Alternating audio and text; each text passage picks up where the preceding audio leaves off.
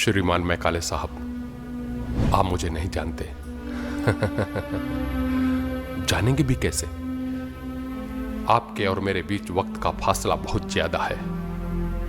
इसे घड़ी की सुइयों से नहीं नापा जा सकता। इसके अलावा भी आप मुझे क्यों कर जानेंगे? कहां आप इस देश के पहले और आज भी पूजे जा रहे भाग्य विधाता, और कहां मैं इस देश के एक छोटे शहर का अकिंचन मामूली हिंदुस्तानी, जिसे आप पूरी जिंदगी हिकारत से देखते रहे, धरती का बोझ समझते रहे। आपने तो कभी सोचा भी नहीं होगा कि यहां की गंदी, संकरी और अंधेरी गलियों में जिंदगी गुजारने वाला कोई व्यक्ति कभी आपको खत लिखने का दुस्साहस भी करेगा। पर मैकाले साहब, आपसे बेहतर कौन जानता है कि इतिहास और समय अपनी बंद मुट्ठी से जादू की तरह कुछ भी निकाल सकते हैं। सोचिए जरा, अगर जहां आरा नहीं जलती या क्लाइव ने आत्महत्या के लिए जो बंदूक इस्तेमाल की, अगर वो चल जाती तो क्या इस देश का इतिहास यही होता? नहीं ना। सन 1599 की आखिरी रात के आखिरी घंटों में आपके मुल्क में भी तो यही हुआ था।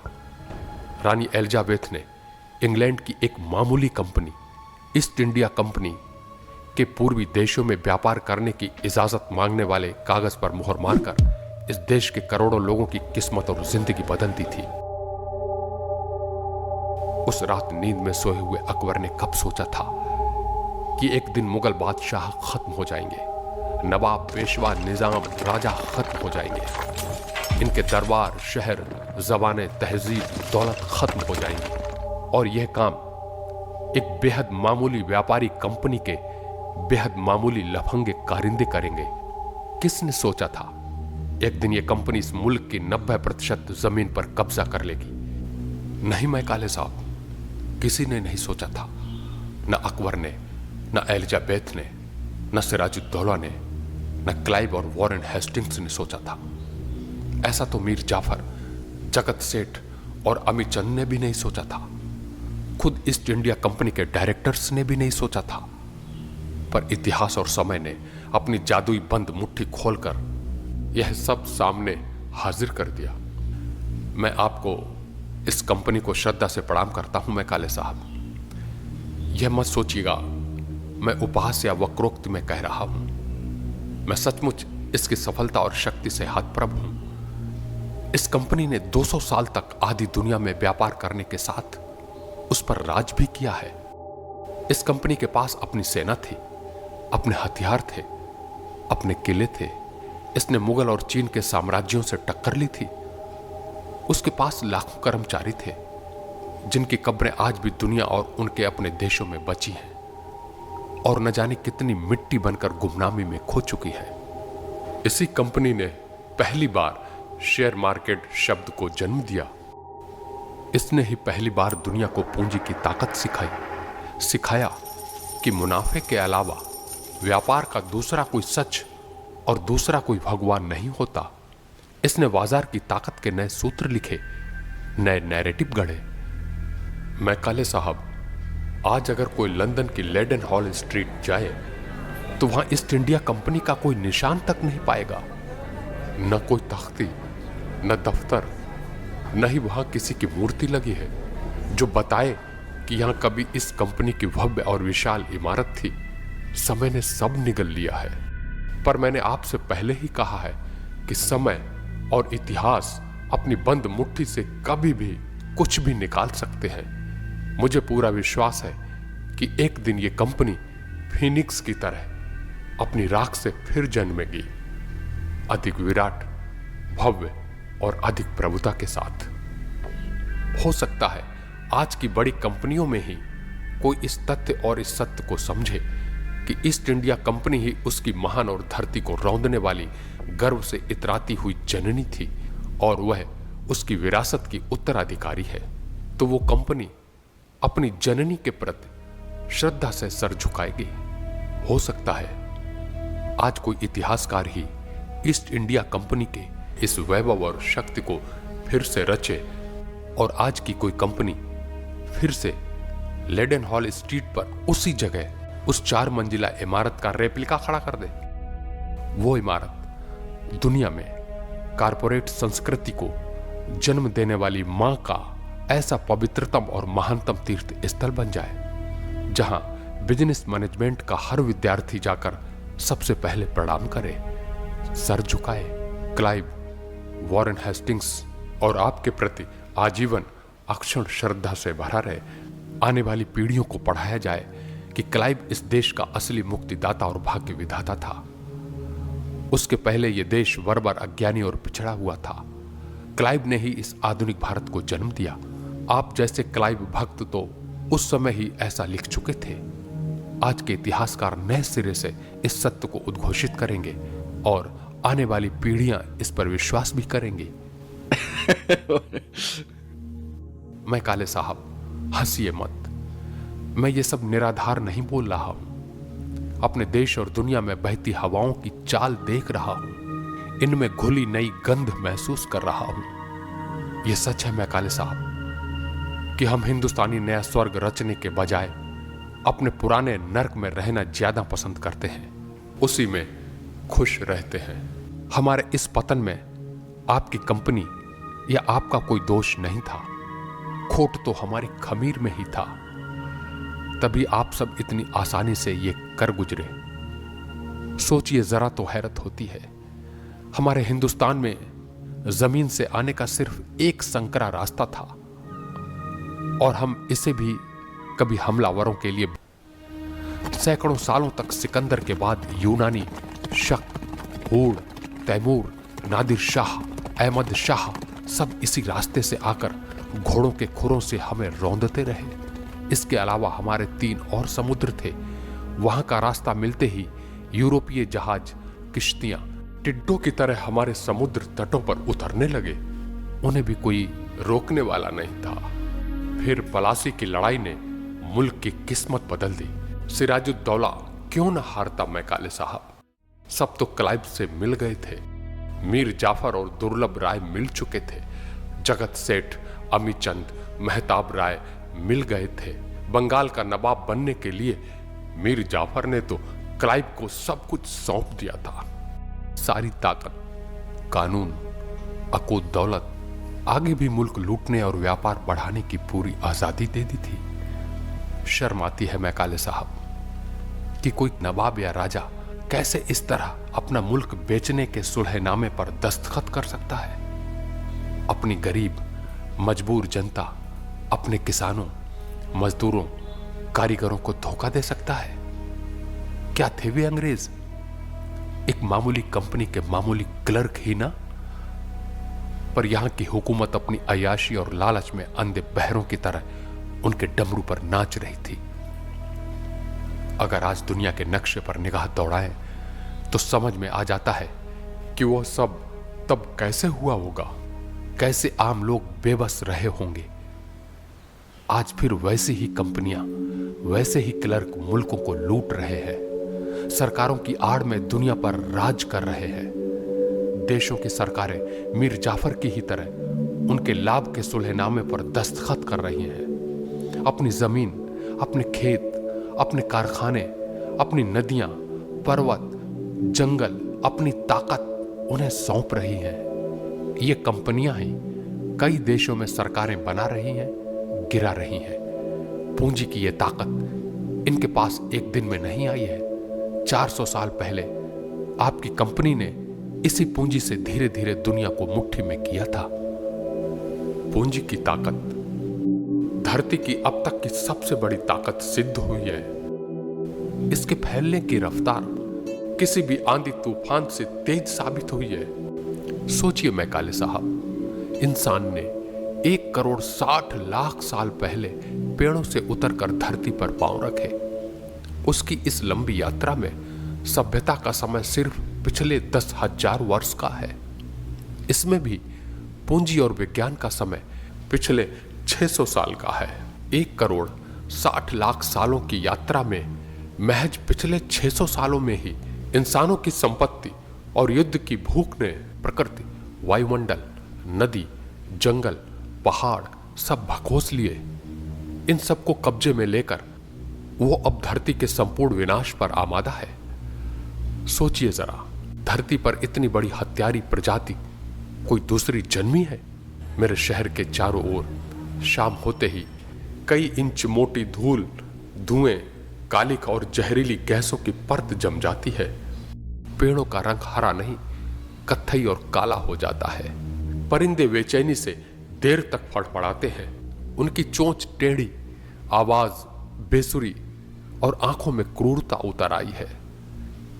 इसके नीचे इंसान हर सांस के साथ जहर निकलता है। आंखें गंधक और तेजाब की गंध से जलती है। सुबह उसका थूक काला निकलता है। जवानी में फेफड़े छलनी हो जाते हैं। विकास और औद्योगिकरण का यह हत्यारा दैत्य आपके मुल्क ने ही उपनिवेशों की लूट से जना था। मैकाले साहब, आपके मरने के बाद हमारे देश में मोहनदास करमचंद गांधी नाम का इंसान जन्मा था। उसने आपकी इस पाशविक सभ्यता के खतों को समझा था, इसके विरुद्ध आवाज उठाई थी, लोगों को चेतावनी दी थी। आपका देश तो उसे अपनी हुकूमत से बचा कर ले आया, लेकिन हमारे देश के आजाद होने के 5 महीने बाद ही उसकी हत्या कर दी गई। आप होते तो आपको निश्चित ही यह हत्या उचित लगती, क्योंकि वो आदमी आपकी सोची और घोषित की गई इस महान सभ्यता को वापस गांव और सादे जीवन की ओर ले जा रहा था। आपके पूंजीवादी साम्राज्य के विरुद्ध ग्राम समाज के नए विचार रख रहा था। क्या एक सवाल का जवाब देंगे मैकाले साहब? इतिहास सिर्फ युद्ध और विजय का ही क्यों लिखा जाता है? उसमें कभी दबे कुचले कमजोर लोगों के जीवन क्यों नहीं होते? उन मामूली लोगों के सुख दुख क्यों नहीं होते जो उस समय राय, समाज, धर्म, कलाओं की रीढ़ होते हैं? उस समय जो खेतों में हल चला रहे थे, चूल्हों पर रोटी सेक रहे थे, चाक पर बर्तन बना रहे थे, प्रेम कर रहे थे, कविताएं लिख रहे थे, कैद खानों में मृत्यु की प्रतीक्षा कर रहे थे, देव प्रतिमाओं के आगे नाच रहे थे, भट्टियों में तलवारों के लिए लोहा गला रहे थे, वे सब इतिहास में क्यों नहीं होते? बाउल फकीरों के गीत, पालकी उठाने वाले कहारों के टूटे कंधे, नदियों पर गुजरने वाले बजरों के मल्लाहों के गीत, शमशान के डोम, हरम के बंदियों के जीवन क्यों नहीं होते? इतिहास में हमें उस समय की कंपनियों के शेयर की कीमतें आसानी से मिल जाएंगी। बेरहम सरकारों की अनूठी या निरर्थक घोषणाएं, कानून मिल जाएंगे, पर उस समय गाई जाने वाली लोरी नहीं मिलेगी। कत्ल करने वालों के रंगीन किस्से मिल जाएंगे, पर कत्ल किए जाने से ठीक पहले मरने वाले की फटी आंखें नहीं मिलेंगी। फलक को चीरने वाली उसकी आखिरी चीख नहीं सुनाई देगी। आपने भी तो अपने महान इंग्लैंड का इतिहास लिखा है। कलकत्ता में आप थ्यूसिडिडीज ही पढ़ते रहते थे। हेरोदोतस से प्लूटार्क, लिवी, गिब्बन को घोंट कर पी चुके थे, पर आपने भी क्या लिखा? ग्रीस और रोम की महान सभ्यताओं के आगे सर झुकाया है, उनकी महानताओं के गीत लिखे हैं। एक शब्द भी आपने रोम के गुलामों और ग्लेडिएटर्स की हत्याओं, पशुता के चरम प्रतीक कोलोजियम की निंदा में नहीं लिखा। मैकाले साहब, मेरा देश सचमुच आपका ऋणी है, इसलिए कि आपकी दी हुई 4 चीजों से ही अब यह देश चल रहा है। आपके वोट की ताकत से बनाई गई अंग्रेजी शिक्षा नीति, सरकारी नौकरियों के ढांचे, भारतीय दंड संहिता और आपका चाहा और सोचा गया हमारे देश का एक ऐसा वर्ग जो अपने खून और रंग में हिंदुस्तानी है, पर अपनी सोच, राय, जीवन मूल्य और निष्ठा में अंग्रेज है, आपकी सभ्यता और जीवन शैली का अनुसरण करता है। गरीब, कमजोर, किसान और मजदूर से नफरत करता है। ये लोग उसे अपनी ऐश की सुनहरी चादर में पैबंद की तरह दिखते हैं। ये वर्ग पूरी बेशर्मी से मारी एंटोनिएट की तरह कहता है, अगर गरीबों के पास खाने के लिए रोटी नहीं है तो ये केक क्यों नहीं खाते? उसकी सारी निष्ठाएं और जीवन लक्ष्य पूंजी अर्जित करने में है। आपका चाहा और तैयार किया हुआ ये वर्ग आज इस देश के गैर इंसानी बदहवास महानगरों में रहता हुआ वैभवपूर्ण जीवन और अंधी लिप्साओं के भोग में वैश्यों की तरह व्यस्त और तृप्त है। किसी भी विचार, संवेदना, ज्ञान, मानवीय गरिमा, स्वतंत्रता, अधिकार, समानता, जीवन मूल्य के स्पर्श से भी दूर अपनी अतृप्त लालसाओं के निष्ठुर दीप में जी रहा है। आपकी दी हुई इन 4 चीजों ने मिलकर ही अंग्रेजी हुकूमत वाले हिंदुस्तान पर शासन किया था। यही चारों बातें मिलकर आज फिर यह देश चला रही है। कुछ भी नहीं बदल पाए हम मैकाले साहब। आप आज भी इस देश की नसों में बह रहे हैं। इसका जीवन, इसका प्राण है। आपकी महिमा ही है कि आज इस देश में कोई आपकी कंपनी और अंग्रेजी राज्य की लूट की बात नहीं करता, इनकी निंदा नहीं करता। क्लाइव, हेस्टिंग्स, डलहौजी को भी बुरा नहीं कहता। अलबत्ता गांधी, नेहरू की निंदा जरूर करता है, उन्हें देश का शत्रु बताता है ना अद्भुत देश। ऐसे लोग हमारी आत्माओं में गुलामी और बेईमानी की कितनी गहरी जड़ें आपकी कंपनी और आपने डाली है। पर गलती आपकी नहीं, हमारी ही है, हमारे उसी खमीर की है। आज का सच तो यही है कि इस देश में सब जगह आपकी प्रतिमाएं होनी चाहिए। मैकाले नगर, मैकाले संस्थान होने चाहिए। कनखियों से मत घूरिए मैकाले साहब, मैं कतई आपका उपहास नहीं कर रहा, सच कह रहा हूं। खुद ही सोचिए, 1857 की क्रांति को घृणा और भयानक प्रतिशोध से देखने और हमारी नस्ल को धरती से मिटा देने की इच्छा रखने और हुंकार भरने वाले आप अपनी कब्र में लेटे हुए हमारे भारत के नए भाग्य विधाता बन चुके हैं। लेकिन हमारी आजादी की उस पहली लड़ाई में शामिल होने वाला आखिरी मुगल बादशाह 80 साल की उम्र में रंगून के एक तंग कोठरी में तन्हा और गुमनामी में आप लोगों की कैद में मरा, पर उसको कोई याद नहीं करता। अपनी कब्र के अंधेरों में वो आज भी गुनगुनाता है।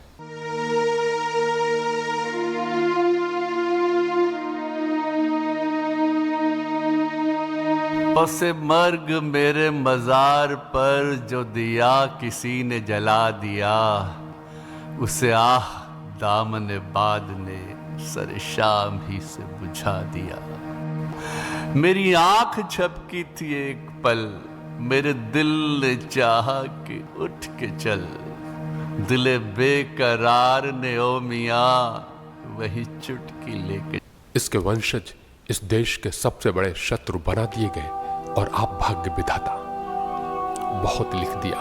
अब आखिरी बात, आपने कभी ध्यान नहीं दिया होगा, जब आप ब्रिटिश म्यूजियम की लाइब्रेरी में पहले एक पाठक और बाद में एक ट्रस्टी की तरह जाते थे, तब वहां एक कमरे में लंबी दाढ़ी वाला आदमी लाइब्रेरी बंद होने तक किताबों में डूबा रहता था। यही वो आदमी था मैकाले साहब, जो बाद में न अर्थशास्त्री बना न देवदूत, लेकिन आपके बुर्जुआजी समाज, विचार, दुनिया और व्याख्याओं का सबसे पैना और कड़वा आलोचक बना। इसी ने वंचितों, मजदूरों, मेहनतकशों को वर्ग संघर्ष का विश्व प्रसिद्ध विचार और सूत्र दिया। मनुष्य के इतिहास का एक नया पाठ रचा, एक नया दर्शन पैदा किया जो हर तरह से भौतिकवादी था और इस असमान गलत दुनिया को सुधारने पर नहीं बल्कि उसे बदलने पर विश्वास करता था। उसने माना है कि उसको यह सब बुर्जुआ इतिहासकारों, अर्थशास्त्रियों ने सिखाया है। बेशक आप इसी वर्ग और मानसिकता के थे। वो आपके लिखे इंग्लैंड के प्रसिद्ध इतिहास को एक चापलूस और होशियार बातूनी इतिहासकार का लिखा इतिहास मानकर उससे नफरत करता था। उसका मानना था कि आपने बुर्जुआजी हित के लिए इंग्लैंड का झूठा इतिहास लिखा है। आप शायद लंदन में उससे कभी मिले नहीं होंगे मैकाले साहब। अगर मिले होते और 1857 पर उसकी लिखी टिप्पणियां, रिपोर्ट पढ़ी होती तो भारत की इस क्रांति के लिए आपका नजरिया बदल जाता। आप मनुष्य और मनुष्यता के कुछ नजदीक आ जाते। मुआफी चाहता हूं मैकाले साहब, खत कुछ लंबा हो गया है। बस आपको इतना और बताता चलूं कि आपको खत लिखने का विचार आखिर मन में आया क्यों कर। मैंने पहले भी आपसे अपने देश के एक व्यक्ति मोहनदास करमचंद गांधी का जिक्र किया है। हमारे देश की करेंसी में अभी इस व्यक्ति का चित्र बचा हुआ है। इसे कई खब्त थे, इनमें से एक था खत लिखने का खब्त। उसने सैकड़ों लोगों को हजारों खत लिखे। टॉलस्टॉय, हिटलर, रोमियो रोला, रविंद्रनाथ और बहुतों को। उसके सपने में एक हिंदुस्तान था। आजादी की लड़ाई इसी हिंदुस्तान को सामने रखकर लड़ी गई थी, पर आजादी मिलने के साथ ही गांधी को हाशिए पर डाल दिया गया। समय के साथ उसका नहीं, आपकी इच्छाओं और इरादों का हिंदुस्तान बनता चला गया। अगर आज वो जीवित होता तो इस हिंदुस्तान को देखकर आपको जरूर खत लिखता। बस मुझे लगा मैं ही ये काम कर डालूं। क्या करूं मैं काले साहब। वो इसी तरह इस नामुराद जिंदगी में आता जाता रहता है। यही सोचकर खत लिख दिया। आपकी कब्र का पता जानता हूं, पत्र उसी पते पर पोस्ट करूंगा। श्री मैकाले साहब की कब्र वेस्ट मिनिस्टर एबी कब्रिस्तान, एडिसन के पांव के नीचे। सैमुअल जॉनसन की कब्र से 3 गज दूर, वेस्ट मिनिस्टर, इंग्लैंड। तो बात बस इतनी ही थी। अब आज्ञा चाहूंगा। कुछ भी गलत या बुरा कहा सुना हो तो अज्ञानी हिंदुस्तानी समझकर क्षमा कर दीजिएगा। आपसे अपनी आजादी के 75 वर्ष के बाद भी आपका सदैव ऋणी और आपकी कृपा के सदैव आकांक्षी देश के एक छोटे शहर का एक अज्ञानी अज्ञात हिंदुस्तानी।